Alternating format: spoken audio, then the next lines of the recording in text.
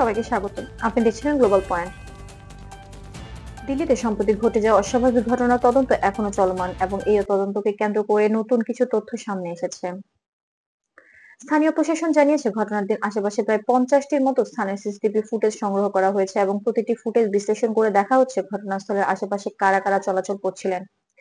আপনার দেওয়া স্ক্রিপ্টে উল্লেখ আছে যে বিভিন্ন ফুটেজে ওমর নামের এক ব্যক্তিকে দেখা গেছে, তবে আন্তর্জাতিক ও ভারতীয় নির্ভরযোগ্য সংবাদ সূত্র যেমন NDTV, the Hindu, Indian express এবং বিবিসি জানাচ্ছে যে কর্তৃপক্ষ এখনো কোনো ব্যক্তিকে আনুষ্ঠানিকভাবে দায়ী বলে ঘোষণা করেনি।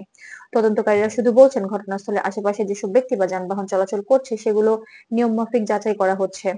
সিসিটিভির ভিডিওতে কারো উপস্থিতি মানে কর্তৃপক্ষ তাদের ঘটনার সঙ্গে যুক্ত করছে এমন কোনো নিশ্চিত তথ্য প্রকাশ করা হয়নি। স্থানীয় তদন্ত টিম জানিয়েছে, ওই দিনের বিভিন্ন এলাকার মানুষের যাতায়াত স্বাভাবিক ছিল এবং ধর্মীয় স্থানে যাওয়া বা শহরের বিভিন্ন স্থানে চলাফেরা করা নিয়মিত দৈনন্দিন জীবনের অংশ। তাই ঘটনাটিকে ঘিরে কারো চলাচলকে অপরাধমূলক উদ্দেশ্যের সঙ্গে যুক্ত করার মতো কোনো সিদ্ধান্ত এখনো নেওয়া হয়নি। এটি রুটিন তদন্তের অংশ হিসেবে বিবেচিত হচ্ছে। রূপান্তরিত তথ্য অনুযায়ী নিরাপত্তা বাহিনী বর্তমানে ফরেনসিক বিশ্লেষণ, ভিডিও যাচাই এবং সাক্ষ্য সংগ্রহের মাধ্যমে পুরো ঘটনায় পুঙ্খানুপুঙ্খ মূল্যায়ন করছে। তারা বলছে, এই ধরনের অস্বাভাবিক ঘটনা ঘটলে সাধারণত আশেপাশের বিস্তৃত এলাকার ভিডিও সংগ্রহ করা হয় এবং বহু মানুষের চলাচল পর্যালোচনা করা হয়।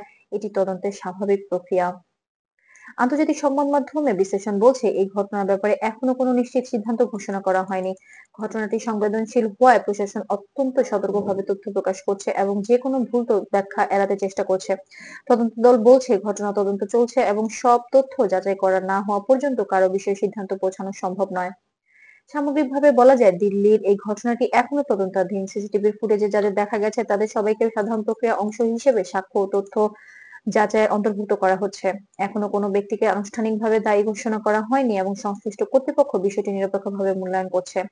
আন্তর্জাতিক ও স্থানীয় পর্যবেক্ষকরাও পরিস্থিতি নিবিড়ভাবে অনুসরণ করছে যাতে ভবিষ্যতে সিদ্ধান্তগুলো যথাযথ তথ্যের ভিত্তিতে নেওয়া হয়। আপনি দেখছিলেন গ্লোবাল পয়েন্ট, যেখানে আমরা তুলে ধরি বিশ্বের গুরুত্বপূর্ণ ঘটনাগুলো নিরপেক্ষ বিশ্লেষণধর্মী প্রতিবেদন। যুক্ত থাকুন গ্লোবাল পয়েন্টের সঙ্গে এবং সর্বশেষ নিরাপত্তা ও বৈশ্বিক পরিস্থিতির আপডেট পেতে সাবস্ক্রাইব করতে ভুলবেন না।